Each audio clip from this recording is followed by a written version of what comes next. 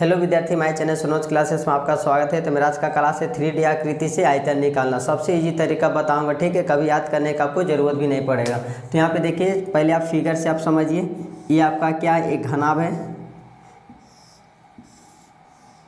इसके बाद इसको मैच कीजिए,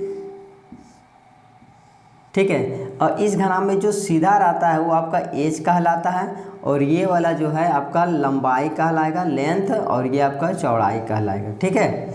तो ये लेंथ है, ब्रेथ है, ये क्या आपका हाइट कहलाता है। अब लिखिए यहाँ पे घनाभ का आयतन, घनाभ का आयतन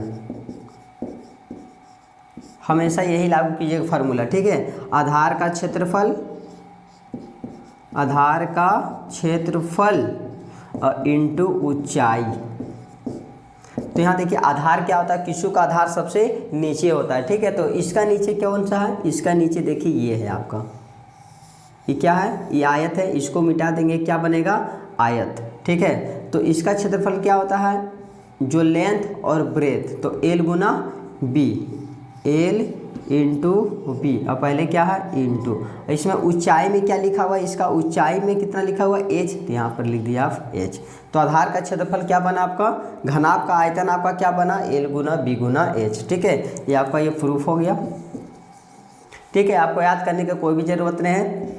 आधार का क्षेत्रफल इंटू ऊंचाई, सब में यही लागू करना है, ठीक है। जितना भी आयतन हम निकालेंगे सब में यही यूज करेंगे। आधार का क्षेत्रफल इंटू ऊंचाई, आधार का क्षेत्रफल इंटू ऊंचाई। तो आधार का क्षेत्रफल क्या बना, लंबाई गुना चौड़ाई है। इसका ऊंचाई क्या देख रहे हैं, एच। तो आपका एल गुना बी गुना एच हो गया घनाभ का आयतन। उसी तरह देखिए अब घन का आयतन, ठीक है। एक घन का आयतन के लिए पहले आप एक घन बना देते हैं।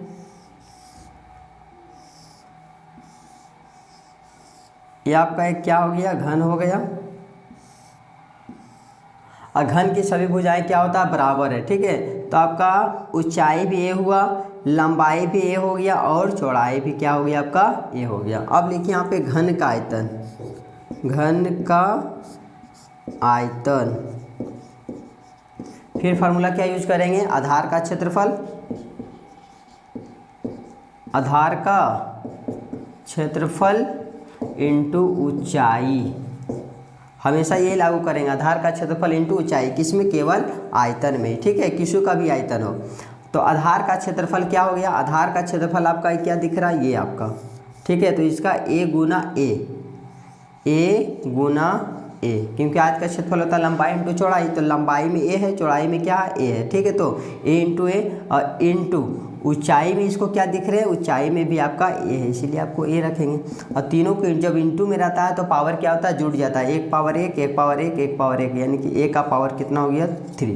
तो ए क्यूब हो गया अपने घन का आयतन क्या बना, ए क्यूब, ठीक है। ये आपका प्रूफ हो गया,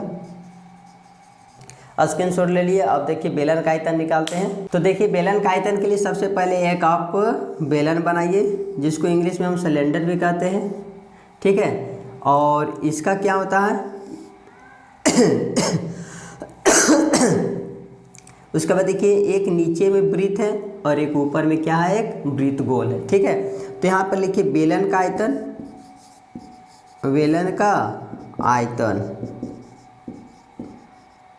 इक्वल टू क्या लिखेंगे, आधार का क्षेत्रफल, आधार का क्षेत्रफल इंटू ऊंचाई। तो यहाँ पे पहले देखिए आधार इसका आपको क्या दिख रहा, सबसे नीचे वाला आपको क्या दिख रहा, वृत्त, यानी वृत्त का क्षेत्रफल, आधार का क्षेत्रफल। तो आधार में आपको क्या दिख रहा, वृत्त दिख रहा, तो वृत्त का क्षेत्रफल लागू। वृत्त का क्षेत्रफल क्या होगा, पाई आर स्क्वायर इंटू ऊंचाई में आपको क्या दिख रहा है, बेलन के लिए ये आपका एच ए लिखाता है, ठीक है। तो आपका एच हो गया। अब इसको इंटू कर देंगे तो पाई आर स्क्वायर एच, ठीक है। ये आपका फार्मूला निकल गया।